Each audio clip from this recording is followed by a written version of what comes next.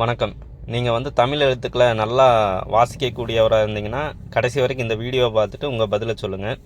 ஏன்னா சென்னை மெரினா கடற்கரையில் இருக்கக்கூடிய அண்ணா நினைவிடத்துக்கு போயிருந்தோம். அங்கே வந்து நினைவிடத்திற்கு முன் லெஃப்ட் ஹேண்ட் சைடில் பேரறிஞர் அண்ணா அருங்காட்சியகம்னு சொல்லிட்டு ஒரு மியூசியம் இருந்துச்சு.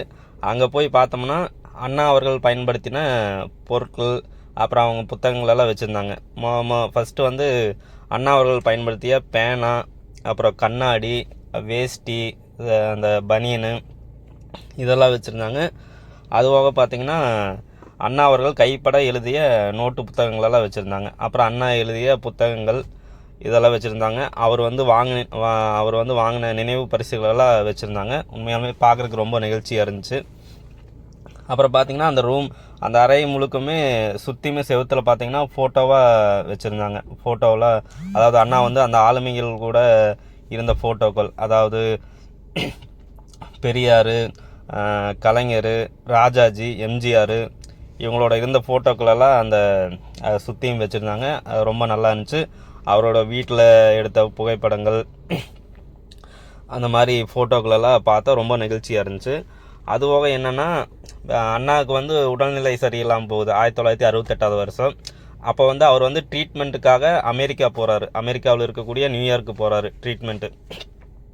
அங்கே வந்து ட்ரீட்மெண்ட் போயிட்டுருக்குது. அவருக்கு உடம்பு சரியில்லாத விஷயம் வந்து பெரியாருக்கு தெரியுது. பெரியாருக்கு தெரிஞ்சு பெரியாரை வந்து ரொம்ப வருத்தப்பட்டிருக்கிறாரு. அண்ணாவை நினச்சி உடம்பு சரியில்லாமல் போயிடுச்சு அப்படின்ட்டு. அப்போ பார்த்திங்கன்னா பெரியார் வருத்தப்படுறது வந்து அண்ணாவுக்கு தெரிய வருது. அது வந்து அப்புறம் அண்ணாவுக்கு வந்து தெரிஞ்சோடனே அண்ணா வந்து அங்கே ட்ரீட்மெண்ட்டில் இருந்துகிட்டே பெரியாருக்கு வந்து ஒரு கடிதம் எழுதுறாரு. அதாவது நான் நல்லா இருக்கிறேன், நீங்கள் கவலைப்படாதீங்க, சீக்கிரம் வந்துடும் சொல்லிட்டு ஒரு கடிதம் எழுதுறாரு. அந்த கடிதத்தையுமே அங்கே ஃபோட்டோவாக ஃப்ரேம் பண்ணி வச்சுருந்தாங்க.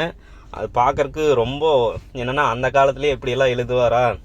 அது வந்து ஒரு நலம் விசாரிப்பு கடிதமாக இல்லாமல் எனக்கு வந்து படித்து பார்த்ததுமே ஒரு கவிதையாக தான் எனக்கு தோணுச்சு.